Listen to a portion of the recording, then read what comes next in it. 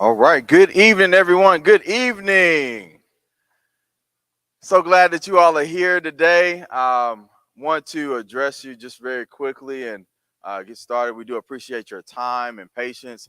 There were some conflicts within some schedules as well as some traffic around.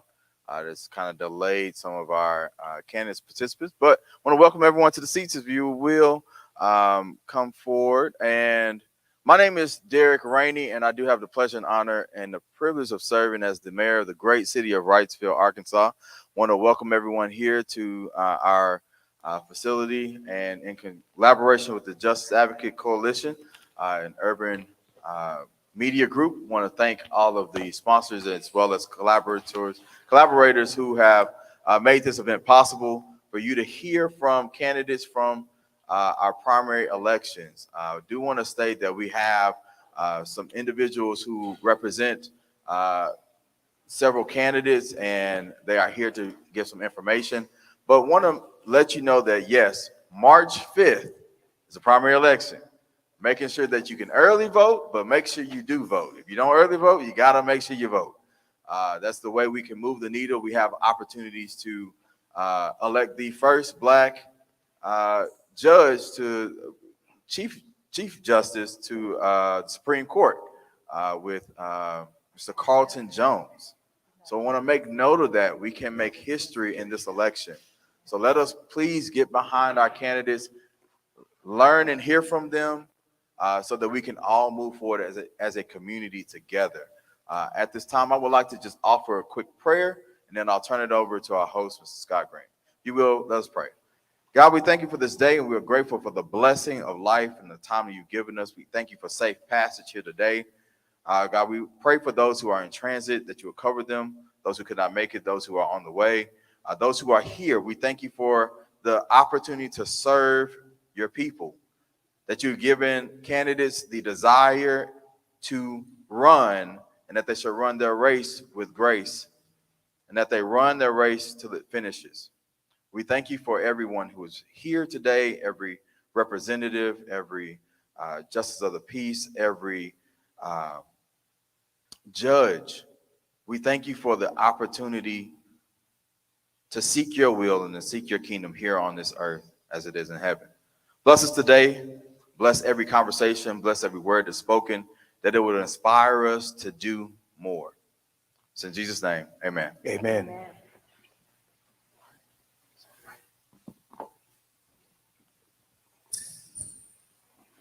Again, good evening, everyone. Thank you so much for coming. This is good.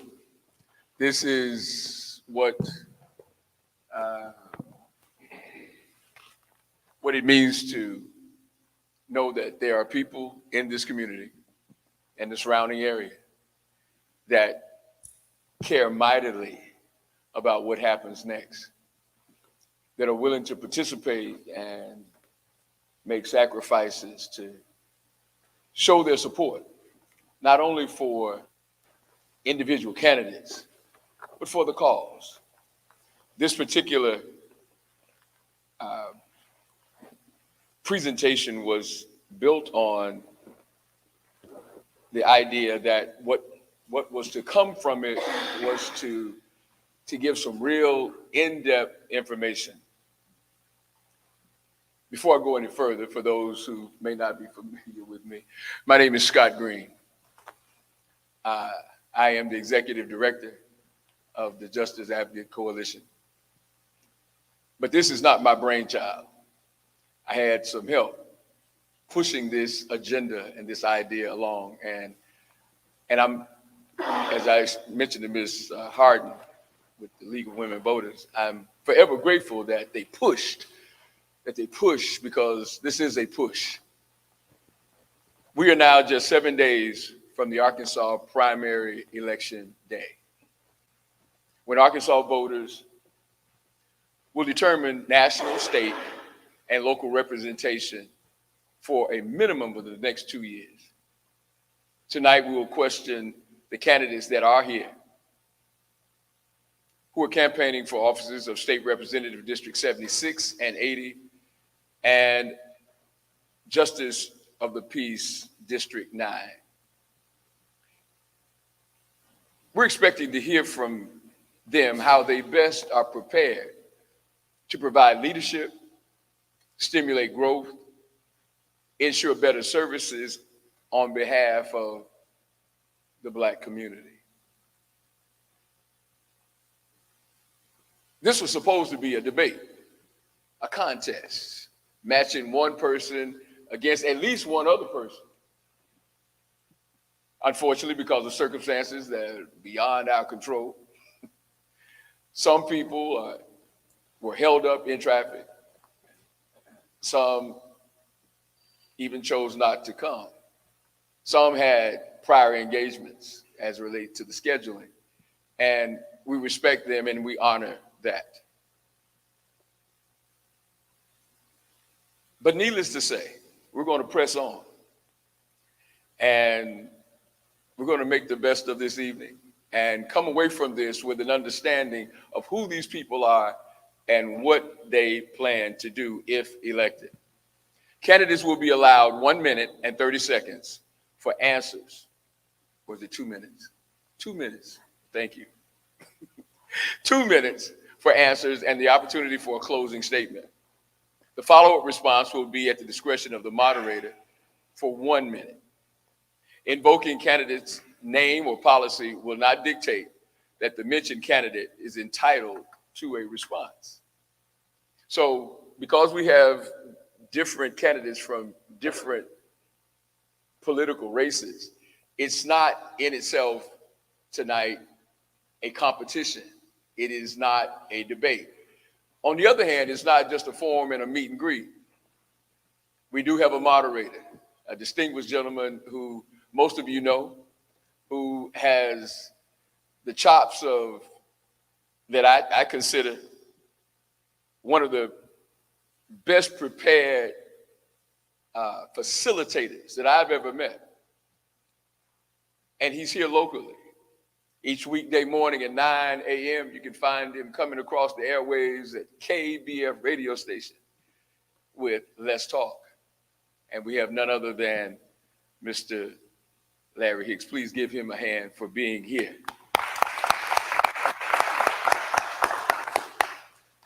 But given the critical issues facing the Black community, we want everyone to hear every word in each candidate to say what is on their heart, what they have professed to stand on, so that we can walk away from here knowing that at least we've heard not only some salient point, but something that really resonates with where we are. But that's completely up to them. There won't be a comparison, unfortunately, but you will understand each of these candidates better. And now I will introduce our candidates and bring them up one at a time. And I'm gonna start with wisdom. Wisdom. This gentleman I have known for several years. I first met him as an administrator and educator when it was Philander Smith College, which is now Philander Smith University. I have found him to be a man of great integrity. I have experienced the eloquence of his speaking and knowing that it's not only just the words, but it's the actions behind it that move him forward. I now present to you Mr. Charles King. Please give him a hand as he comes before you.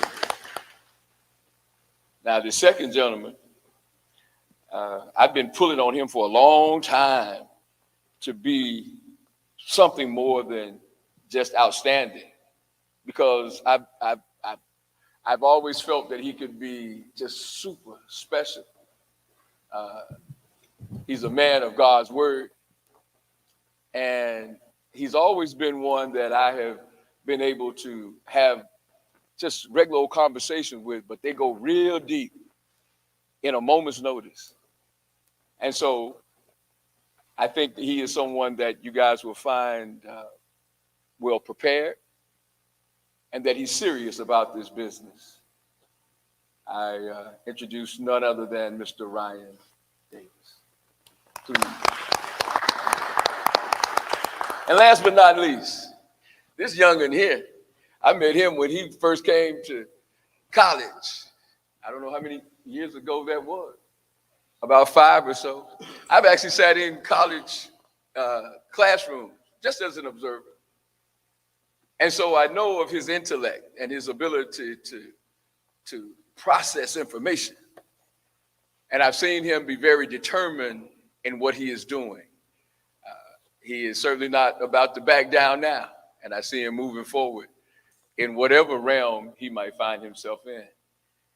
And that person is in the form of, now let me get this right, R. Roosevelt Williams III. Yes, sir. I will now turn this program over to the moderator, Mr. Larry Hicks. Please enjoy. Thank you, Mr. Green, and thank all of you who have come out this evening. We certainly are appreciative of your attendance and your commitment to elevating the city of Wrightsville as, in our humble opinion, should be given all due recognition for their longevity and the efforts they have made throughout the years in order to continue to be of service to the great people on the city of Wrightsville. I'm going to move ahead with the questioning of our respective candidates who are running for office. It's ironic that all of them are challengers, and the incumbents are not going to be here for various reasons. So we're going to proceed with them having the opportunity to speak on some of the issues and give us some understanding of what they mean and how they will apply their efforts and energy to change some of the conditions. I'll start off with Mr. King. Mr. King, you are running for Justice of the Peace. And my first question is, should justices of the peace be more proactive in drafting resolutions to address the county itself? Your response. Thank you, Mr. Hicks, for that question. Let me first say to the mayor of this fine, fine city, the members of the council. Now, do I need to stop because I know some of the candidates are coming in? You may want to change your format. No. Okay. Go right ahead. Okay. To the mayor and the members of the city council that are here, and even those who are from both north and south of here on historic Highway 365. Thank you for this forum. Thank you for providing to everyone in this community the opportunity to hear all of us. My name is Charles King, and I'm running for Justice of Peace in District 9. And I'm running for several reasons, but I will start with this. I want everybody here to know tonight that these are not ordinary times. You hear a lot about the most important election it is, but I will tell you that these are not ordinary times. And because these times are not ordinary, they don't need ordinary leadership or ordinary responses. It calls for extraordinary leaders and extraordinary responses. So as we go through these questions tonight, I'm going to hit on the things that my campaign, which is A New Way to JP, talks about. And that's about the flooding that's here and on Faulkner Road. It's about the internet access and broadband access here and on the north end of the district. And it's about safety from our sheriff's department. And it's about the food desert that is here and completely through our district. Those are the 4 things I want to talk about, and some other things I want to hear from you about as well. So thank you, Mr. Moderator. All right, Mr. King, I appreciate that response. However, the question was, do you believe that the justices of the peace should be more proactive in drafting resolutions to address the issues that impact the county? What's your position on that? My position is those 4 that I mentioned, absolutely. We've had the time now. These issues are not new. And that's what a JP should be doing, addressing issues to address those, not ordinary, extraordinary. All right, I understand that your opponent, the incumbent, Ms. Green, has come in to be able to do so, and we would appreciate it if she chooses to. My second question will be sent out to the state representatives here on tonight, Mr. Ryan Davis and Mr. R. Roosevelt Williams. And the first question to you, Mr. Davis, I will pose as, what is your position on gerrymandering, or better known as redistricting? Is it an effective approach in your belief in terms of how we can mobilize more people to vote or not? Repeated thanks to the Advocate Justice Group, to UMG, and to the city of Wrightsville for hosting this forum tonight, this debate tonight, rather. The politicization of redistricting, which is really supposed to be for demographic shifts.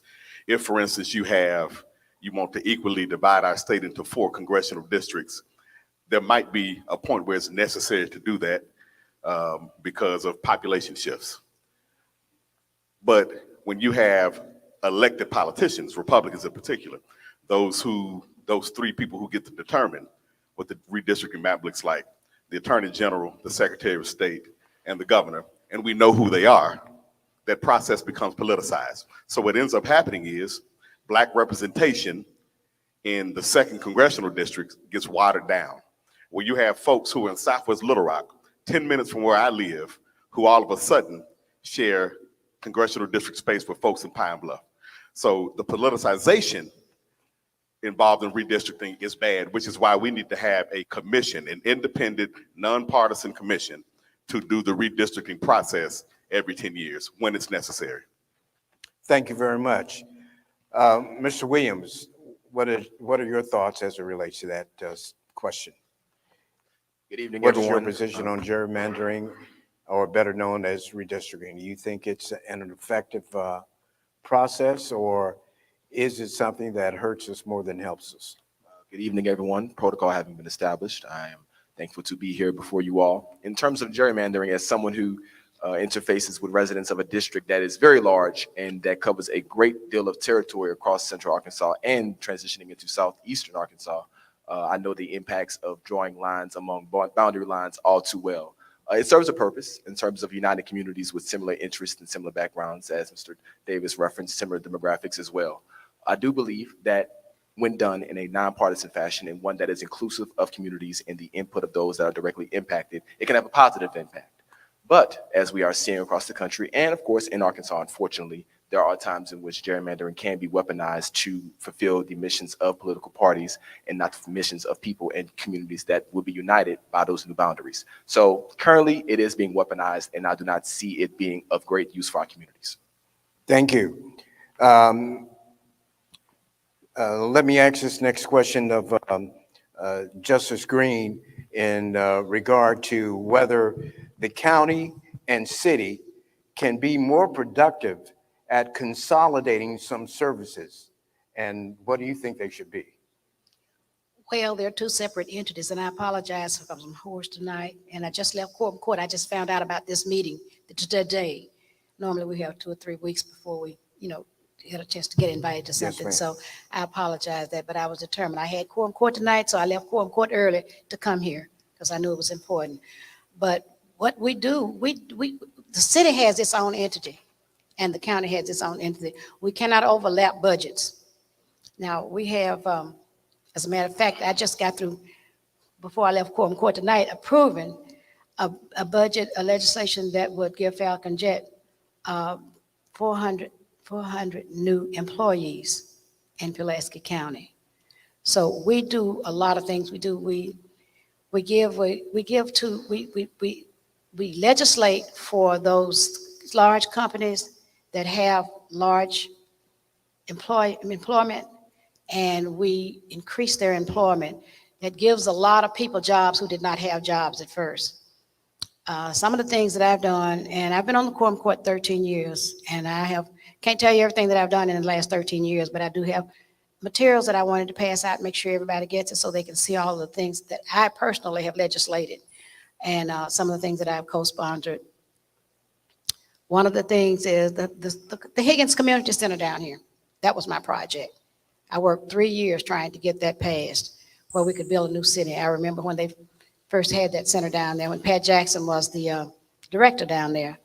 And we were trying to get her a center.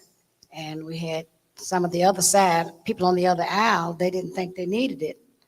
So when that slacked up a little bit, we were able to get it passed and get through and get the center built. I co-sponsored legislation that built the Southwest, a community health center in Southwest Little Rock, just off Baseline Road. And there were a lot of things that we've done here, and I've got information on my file with me that I would love for everybody not to leave, nobody leave here without getting a copy of my material. Okay, thank you very much. I won't sit here and try to tell you everything that I've done, but a lot of it's on my literature. I'm not running. Thank you for your on response, what I'm going to Ms. do. I'm Green. running on what I've already done. Okay, and same question to you, Ms. King. The question is, can the county and the city be more productive at consolidating some of their services, and what should they be? Thank you for that question. I will tell you clear and emphatically, the answer is yes. The term is called partnership. The city and the county have had numerous opportunities of partnership where leadership has not been at the table to cause that partnership to happen. I've been out in this area along Highway 365 over the last year, listening to the conversation about the South Loop. That's an immediate and impactful thing to this community.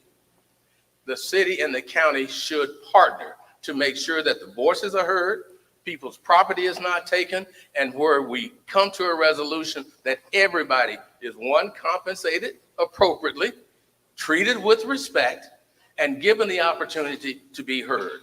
It's the same way in the north end. When Faulkner Lake Road was closed because of flooding, the city of North Little Rock nearly single-handedly had to deal with that issue of flooding. That road was closed and people had to go miles around just to get an answer. So to answer your question, absolutely. The new way to JP is to be involved before a decision is made, not after. Thank you very much, Mr. King, for that response. Let me now ask a question of the candidates for state representative. Mr. Davis, what areas of the LEARNS Act do you support, and what would you like to see changed? I support probably a singular part of the LEARNS Act, the rest of which we can nearly almost scrap. I support the teacher salary raises, but I don't support the explanation that has us not understanding how we sustain those raises over a course of years and how we correct for further raises in years to come.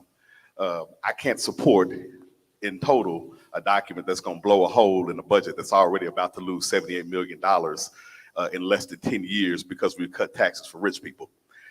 Can I pedal back a little bit? I want to say on the first question, I am in favor of a certain type of gerrymandering. I'm in favor of racial gerrymandering because it's about building Black political power. I'm in favor of what the Voting Rights Act gives states the right to do vis-a-vis building districts around Black communities that make sense because we share and have some common interests. I'm for some of the results of Voting Rights Acts, like the Hunt Decree that allowed for the building of judicial districts so that we could elect Black judges. But to answer your question, the LEARNS Act is garbage. And, you know, what we need to be worried about is the fact that Arkansas got $1.2 billion of American Rescue Act money, and it all has to be spent by September 24th of this year. And we need to target the people, the districts, and the communities and the learning centers that can use that the best. Thank you, Mr. Davis. Mr. Williams, what areas of the LEARNS Act do you support, and what would you like to change? Yes, sir. In regards to the LEARNS Act, we all know that it was an effort that was rushed and not given its due process, and with great disrespect to Arkansas voters. I do agree that the pay raising for teachers is very important. They are valued entities, but if they are so valued, one of the pieces that I do not appreciate, if they are so valued, then why remove the Teacher Fair Dismissal Act? Why be in the situation where teachers are not able to stand up for themselves and offer just due for situations that may not be in their best being? Prime example, I have a sister. She's probably watching right now. She has been in situations where she's had to defend herself and her best actions in the classroom, be within guidelines, but still be penalized for simply not following demands that were verbal instead of written and were against the rules. that deserves a teacher being able to stand up for herself. But instead, now, due to the LEARNS Act, she is automatically fired without cause and without actual justification. So that's one of the things that I'm very staunchly against with the LEARNS Act. Thank you, Mr. Williams. Justice Green, can you tell us what some of the things that the justices of the peace are working collectively together to improve county services? What are they doing in order to improve county services? Yes, sir. Can I respond to Mr. You would like to Charles? rebut? I'd like to respond to something that Yes, go Charles right has said. We have, the county does at times collaborate with the cities. For example, the Fountain Lake area out there where the water was running over the bridges, and we partnered with North Little Rock to fix that. And it was I think the county spent $1.5 million on that. North Little Rock spent $5 million on it. And the reason why North Little Rock spent more on it is because it was in their jurisdiction. The county does not go over other people's jurisdiction without being, an agreement with them in the first place. We can't get into federal jurisdiction. We can't get into city jurisdiction. And on private property, the county cannot do that. And, when you talk about Pulaski County and the quorum court, you're aiming at me because I represent you on that quorum court. I'm sorry, what was your question? My question, and I'm going to give Mr. King an opportunity to be able to rebut the statements that you've made as you rebutted his as well. Mr. King, do you believe that represents a consolidation between both government entities in terms of improving services for the county? Thank you very much for the opportunity to say something to that. Your question was about partnerships. My response was about partnerships. Partnerships are just that, partnerships. When we take a district like District 9 in Pulaski County, which is mostly a rural county, when it comes to jurisdictions, it's not about who's in charge or who's not in charge. It's about getting the people's issues resolved. It doesn't matter who's bringing the money to the table. You need your issues resolved. If your shoes are wet because your floor is flooded with water, you don't care who brings the money to the table. And I'm saying that we need to be at the table to make sure that the money is there and is there as fast as possible. Thank you very much, Mr. King. And now, Mrs. Green, I would like to ask you once again, can you share with us about what things the JPs are doing collectively together to improve and elevate services to the general public? What we're doing, everything that we do collectively. There are 15 JPs. It's easy looking on the outside, looking in, until you get in there and you know county government, and I do, and I'm an accountant, and so I know what budgets are, and we work together. There's 15 JPs on that quorum court. One of us can't do anything. And that's why I'm not going to come out here and tell y'all what I'm going to do, because I don't know what I'm going to do. I'm running on my record, what I have already done, okay? And we have partnered on a lot of things, and what we do, we try to lobby those other 14 JPs for what we want for our district. And if you look at my literature, I've done a lot for this district, but I could not have done it alone. It takes at least 8 people to get any kind of legislation passed. It takes 10 to get anything that deals with any kind of money. So no one individual can do anything. So I'm not going to say what I can do and what I'm going to do. I might tell you what I will try to do. When my people come to me and tell me what they want and what they need, what I do is take it back to those other JPs and see if they will support it. Thank you. Okay, a follow-up question to that would be, do you believe that the body of JPs is united or is still divisive?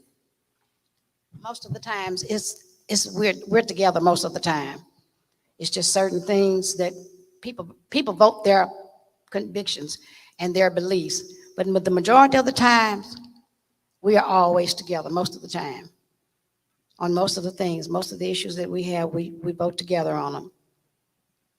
Thank you, Ms. Green. Let me ask you, Mr. Davis, whether or not we are going into the area of education. Should curriculums be selected by teachers or by the state of education representatives? Should prescriptions be filled by the people who represent us in the legislature? Should we be going to get physical therapy from folks who are not qualified to do it? Would you trust them to bake you an apple pie? I'm being a little facetious, of course. But I come from 4 generations of teachers, and I am concerned at the deprofessionalization of teaching in this state. The fact that you not only have to contend with wages that don't keep up with inflation, but the fact that you also have to contend with administrative issues that start at the very top of state government, wherein everybody who comes in has a different agenda, and that agenda is foisted on teachers. We don't listen to teachers. We might put them on a task force here or there, but we don't listen to the folks who are the trained professionals in the classroom. Instead, we saddle them with more tests. We don't give them the aid that they need in terms of more personnel. We don't give them material that they need in terms of the best technology that the state can provide. We don't buttress what teachers do by funding the Positive Youth Development Act. How in 2011, the legislature said, well, we are for the Positive Youth Development Act. It's passed, but they didn't fund it. So we don't have out of school and summer programs that help buttress what teachers do in the classroom. And so we experience learning loss. I think I run away from your question, Mr. Hicks, but No, you're fine. The legislature should actively seek teacher organizations and teachers in general for any answer to how we solve education issues we have in this state. Thank you. And the same question to you, Mr. Williams. Should curriculums be selected by teachers or state of education representatives? Thank you for that question, Mr. Hicks. For the academic year of 2017-2018, I proudly served as a servant with the AmeriCorps City Year. It's a nonprofit that goes into school systems and struggling schools who need assistance for students who are behind academically, students who have social, emotional, and development issues, students who are behind in terms of who they want to be in a lot of ways. So not only are we their academic buddies and their peer coaches, we are also their mentors in a lot of ways. We bear witness in the classroom to teachers who were pounded upon with curriculum adjustments, who were pounded upon with expectations for test scores that were unrealistic, who were pounded upon with being under-resourced and under-financed in terms of supplies and resources for their students. And additionally, with students who were seeking after-school programming but not being allowed or not having access to those things. Each of those things lies within the best interest of our students and our teachers and faculty and staff. And each of those things needs to have more faculty and staff and teacher appreciation in mind, as opposed to coming down from legislation and from state entities and from entities across the country who do not know Arkansas education as well as we do. So with that being stated, our teacher input is very valid, much appreciated, and needs to be more to the forefront of each and every of our decisions. Thank you, Mr. Williams. I'm going to turn to the issue of mental health now for the county. And Justice Green, do you know exactly what the mental health assessment in the county jail is? What is it, Lacey? All right, if you would just accord me this opportunity to be able to ask Ms. Green that question, we'll give you that opportunity, Mr. King. But the question is, Justice Green, is do you know what the mental health assessment in the county jail is? What is the #1 mental health assessment of people who are in jail is? I don't Do you have know. any idea? I don't know the exact figures, but we have supported the jail, and I've got some information here to show you how much we've spent on that, on the mental health, as well as other things on the jail. And I've got literature. I've got the budget here to show you, to show you exactly what we have done. Plus, we have a crisis stabilization center right next to the jail that was put there to support those people with mental problems and other problems. So I'd be happy to show that to you. I have several copies of it. Okay, so you're not familiar with what the #1 problem is in the county jail among those who suffer illness? You mean overcrowding? Yes, ma'am. Yes, sir. I know it's overcrowded. It's overcrowded.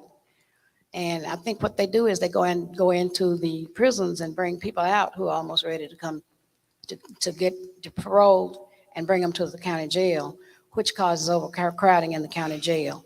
But we try to accommodate them all. We try to accommodate them as best we can.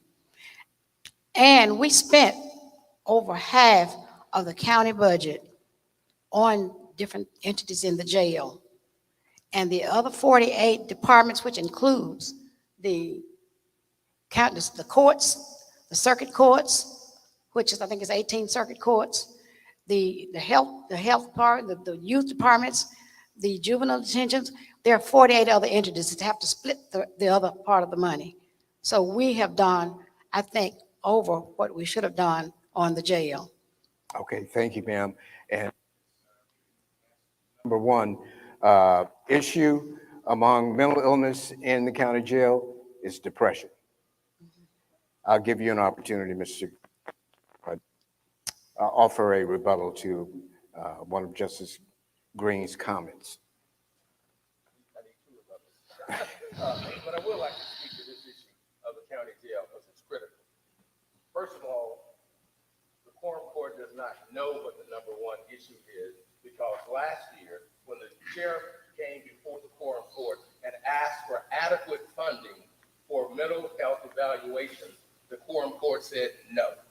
It's not about how much money you're spending with the county jail, it's how you're spending it with the county jail. And it's about 48% of a $100 million budget that goes to the county jail. That may or may not be okay if we know how we're spending it. I do know this, that the county jail seats it will house 1,210 inmates. When I was there just last Thursday, there were 231 inmates who were on the floor, men and women who did not have a bed. When I was there last Thursday, when I was there last Thursday, I know that there were women who don't have adequate access to feminine hygiene protection, and they're rolling up toilet tissue for feminine hygiene protection. That's inhuman. All right. Inmates are human. Thank you, Mr. King, for that response. Ms. Green, your rebuttal. I think that's because the sheriff is not putting the money where it's supposed to be. We give him the money, and it's up to him to put the money where it's supposed to be. Many times, he's come and asked for money for certain things, and we found out he didn't put it where it was supposed to go. So it's a matter of management. It's a matter of management. You got to know how to manage the money that you got. So are you inferring the sheriff lacks management skills in order to be able to distribute effectively the issue of mental health? Well, sir, you can take it the way you want to take it. Okay. Mr. King, any rebuttal to that? Well, I'd like to rebut on the question before this one. I didn't get a chance to rebuttal on. If you would repeat it, because I think that was a very critical question, and these citizens here deserve to know what they have. Yes. The question was, do you know what the leading mental health assessment? The one before that. Okay, the one before that, about consolidating services? Okay, go right ahead. The question was, should the county and the city work to consolidate their powers more effectively in terms of addressing issues in the county? Well, I think that was the first question, but the question that was asked was addressing the issue of spending and how the county actually works. My position of a new way to JP is not about what we have done, but it's about what we are going to do. That's the difference. It should be a common thread that we give our young people in our communities places to play. It should be a common thread that elderly people have centers that are adequately housed. When we talk about the collaborations, that should include the city, the county, and corporate America.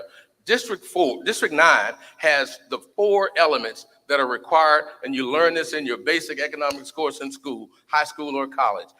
You have a railway, you have a highway in District 9, you have the airport in District 9, you have the river port in District 9. And all these corporations in this city depend on those 4 elements that ride right through this area. In order to get them to the table, they can spend the money on the playground equipment. They can spend the money on the senior citizens Thank and you, give them the things we Mr. need. King, your And the time is county can then give more money to places like Thank the you. sheriff's department Thank so you, that they sir. can get what they You need. have to move on.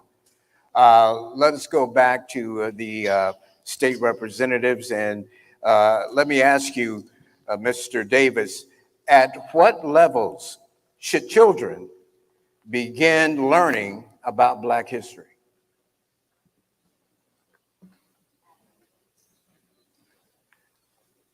I'll say developmentally, a lot of what a child develops in terms of educational practice happens from the time they're born. And I don't think it's ever too early. But if we're talking within the context of our public schools, our publicly funded schools, from the point that we start providing early childhood education, which we can afford to do and don't do. So at that very point that our public institutions are providing early childhood education and all the way through, we should be learning Black history separately and included within the regular curriculum. Thank you. Mr. Williams, your response to that? Yes, sir.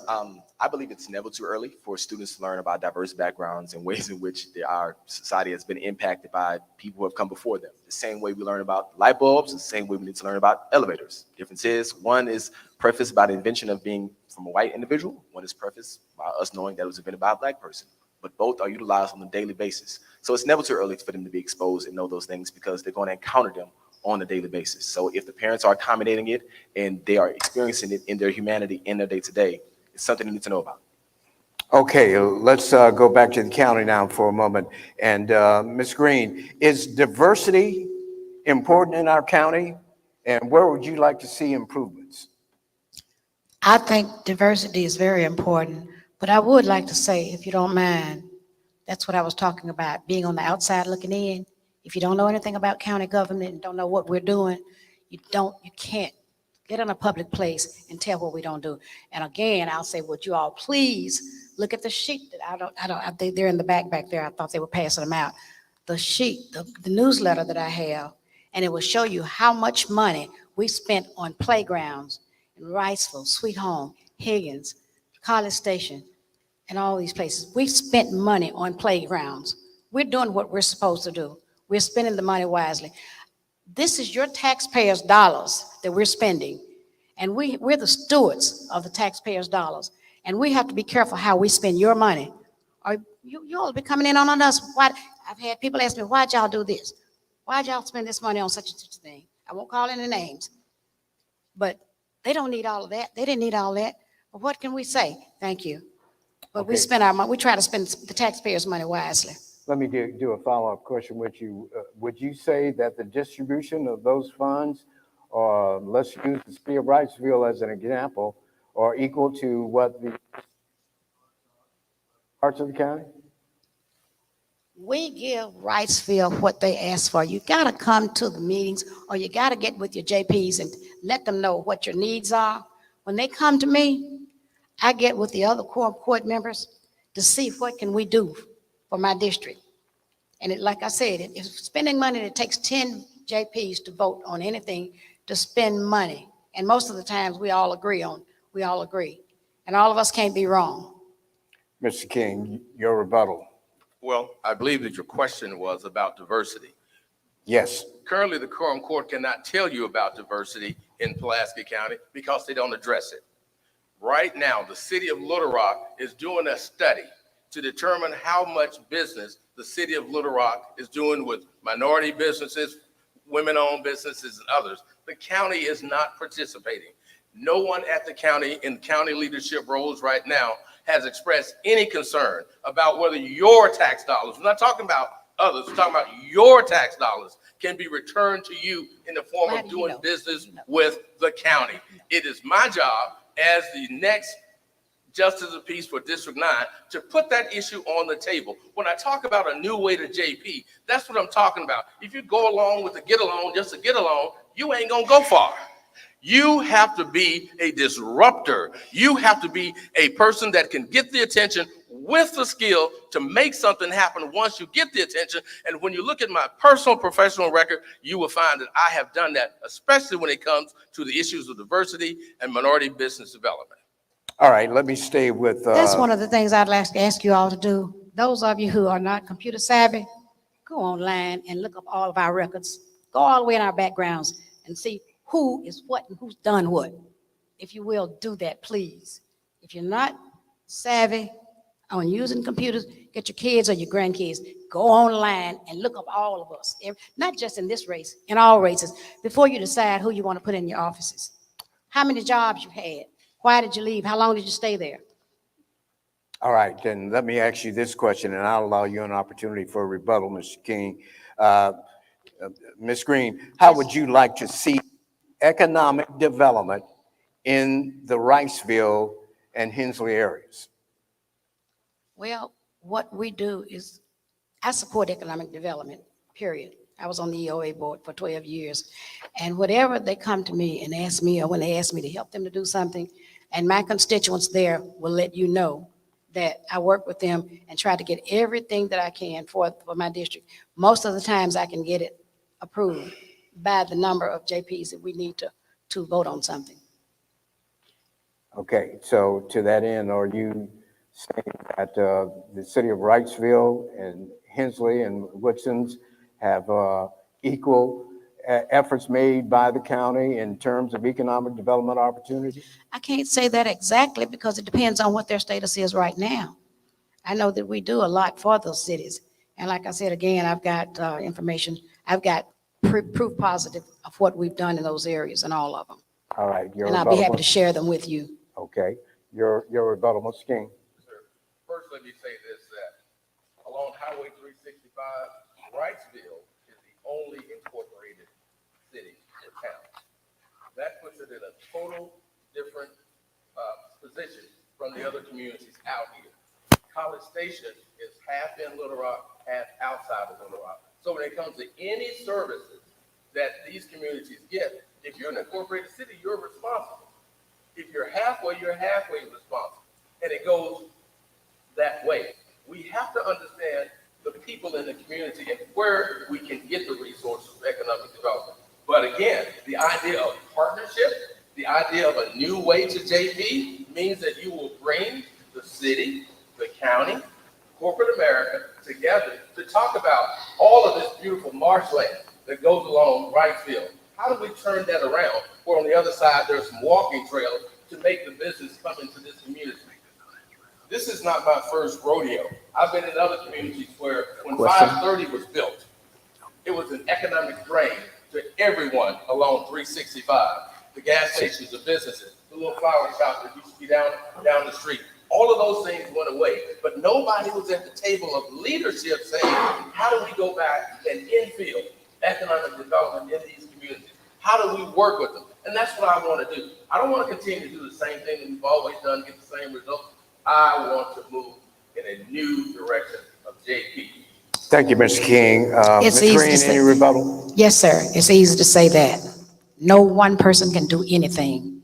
It takes 10 JPs to spend any money on anything in your district. And you can't go in there saying, I'm going to get this done, I'm going to do that. You don't know what you can do till you get on there. Mr. King, a response. Very quick about it. All of us learned. When Fannie Lou Hamer was in Mississippi, determined to change the democratic process in this country, and told the world that she was sick and tired of being sick and tired. She didn't wait for 8 other people. She didn't wait for 10 other people. She did it alone with the people. When Daisy Bates, right here in Little Rock, said that this school needs to integrate and we can integrate every school around the country, she didn't wait for other people to agree with her. She did it and the people came along with her. That's what I'm talking about. When Martin Luther King said that this country is wrong, and he started a nonviolent movement, he didn't wait. He wrote a letter from a Birmingham jail said he was not going to wait. So why do we have to wait for 8 other people who don't even know what's going on out here to tell us what they're going to do? We have to be leaders. We have to change the way we JP and be the front runner. They don't have the concern about this community that we have about this community. We have to lead our own destination. All right, thank you very much, Mr. King. We only have a few more minutes that we're going to engage before we close out the program on this evening, and we're going to go to the state representatives. Each one of you will respond to this question, please, and that is, should the state of Arkansas increase the minimum wage, in your opinion, Mr. Davis? Not only should the state of Arkansas increase the minimum wage, we should not, as a legislature, thwart the will of the people in raising the minimum wage like we did some years ago by voting on it. Not only should we raise the minimum wage, we should be duplicating efforts that we see in connected states to help businesses thrive in the state. Not just the top tier businesses, but the businesses on Main Street and on the Martin Luther King avenues and on the right avenues, naming them in my own community, and making sure that the Arkansas Department of Finance is helping those businesses thrive so that they can pay a living wage to people. So, yes, I think we should raise the minimum wage. I hope it's not our last opportunity to talk. That seems like a downer. We should raise the minimum wage. I'm Ryan Davis. We should raise the minimum wage. Mr. Williams. Yes, sir, Mr. Hicks, I do agree that we should raise the minimum wage. And I, too, want to make sure that it's understood that within our Arkansas structure, and as it's codified via law, there's currently a system in place where they are structuring an increase to the minimum wage. I am not in favor of that because that at times does not follow the economics of our country and our state. And it in fact causes us to continue to lag behind in terms of providing the best quality of life and resources to our communities. So with that being stated, yes, increase the minimum wage and make sure that when you do so, you monitor and adjust as need be and not attempt to predict the economy, but actually adjust along the way. Thank you, Mr. Williams. And our final question to you, Ms. Green, and we'll also let Mr. King also respond to it. What are the critical infrastructure needs in the county which you believe should be addressed? A lot of the flooding that we have in certain areas, like for example, and one of the things out on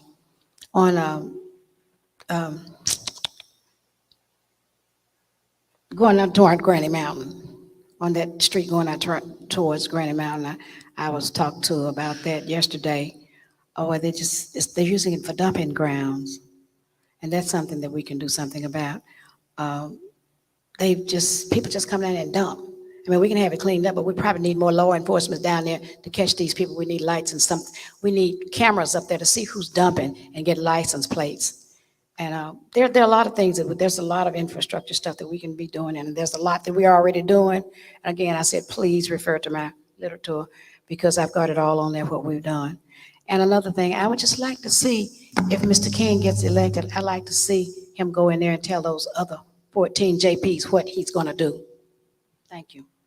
Okay, and I'm hoping that I get that opportunity. I really am. And I'm asking everybody here to give me that opportunity. I am not afraid. I am not afraid. On the issue of infrastructure, there are two things that stick out to me. One is access to better broadband and internet connection. I was out in Faulkner Crossings walking yesterday, and I have T-Mobile, and I know y'all say you shouldn't have T-Mobile, but I have T-Mobile. I couldn't make a phone call. I couldn't even call other volunteers that were in the neighborhood with me. I've been outside of this building and not able to make a call. But it's not about me. It's about our babies. When they have homework, how do they get their homework done if they can't get on the internet? And it's about the parents. We know our income levels. We're paying in areas like this 2 to 3 times what people are paying just inside of Little Rock. That's not right. A good leader, and at this level, a county leader is on the forefront to make those things forefront issues, and you're talking about them and you're making them change. You're not waiting for you to come and tell me I need help with internet. I need to be out here at your city council meetings. I need to be at your Progressive League meetings. I need to be there. So when the time comes, I'm already informed and I'm already ready to roll them up and fight. because that's what I do. That's what I do. Thank you, Mr. King.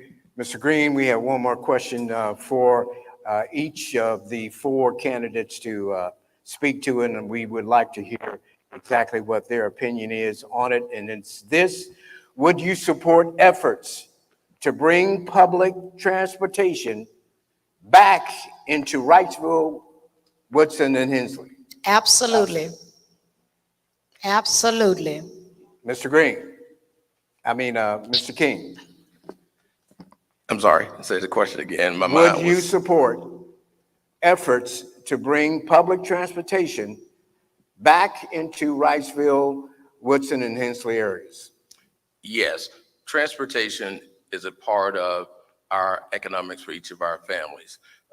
When we don't have ways to get back and forth, first of all, to doctor's appointments, when we don't have abilities to get back and forth to buy food for our families, when we don't have the ability to get back and forth to work on time, it impacts us.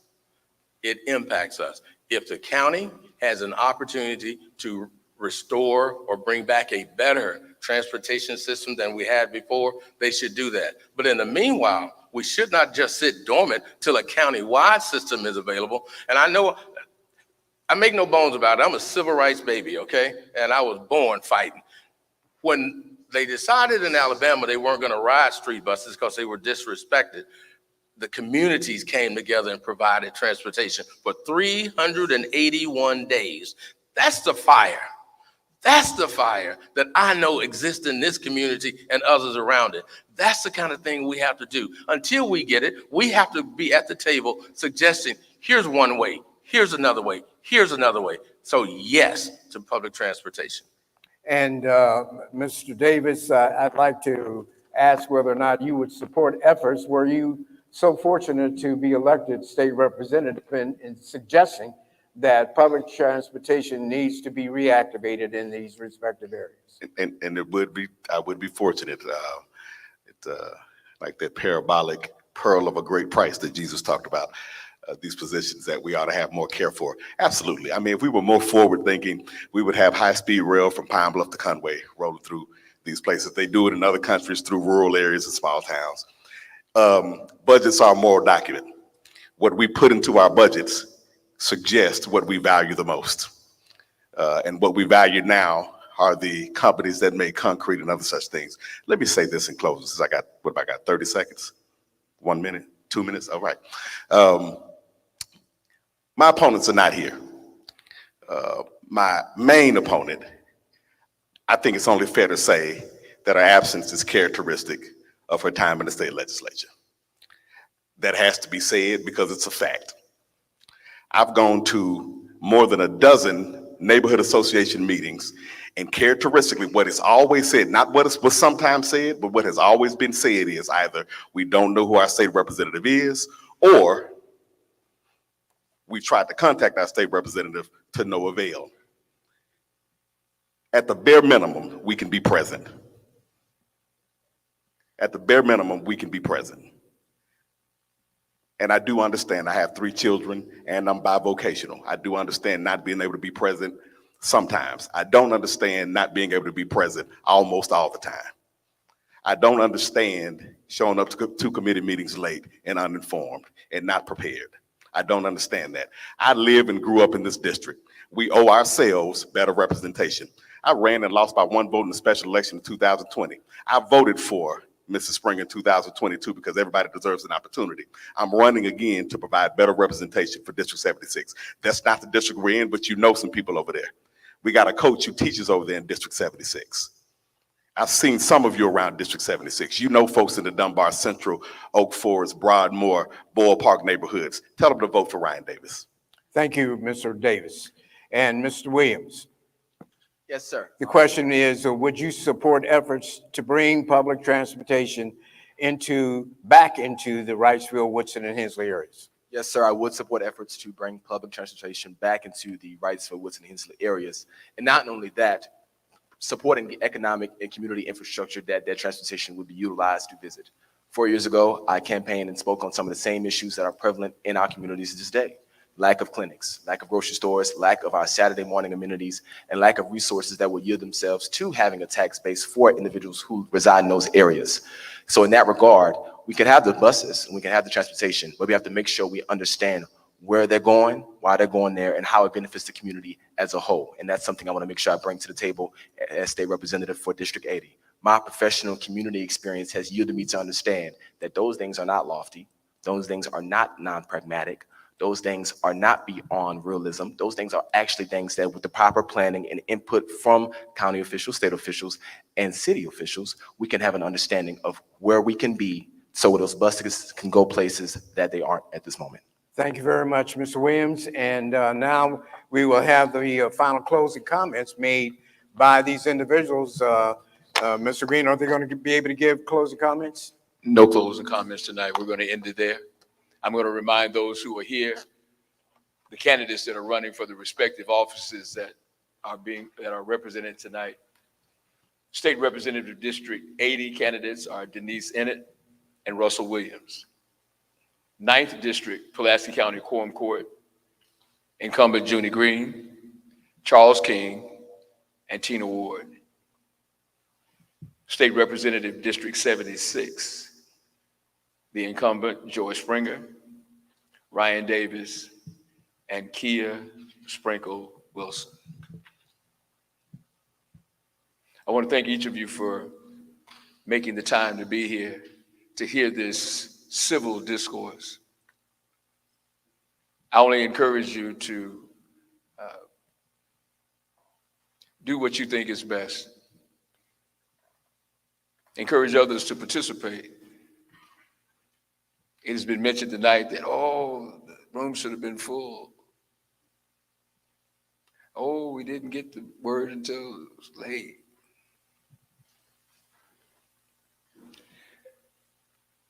Do good. Do good. Thank you very much. Have a good night. I would like to thank you all for this forum, even though I just got the message today. But it was important for me to be here, even though I had quorum court tonight. It was important. And it is And I want to appreciated. thank the people for voting me and trusting me for the last 13 years. And the people who know me and who I've worked with out here, they know what I've done. But I want to pass out this letter to them. All right, Mr. Green, thank you very much. I think you should have done that.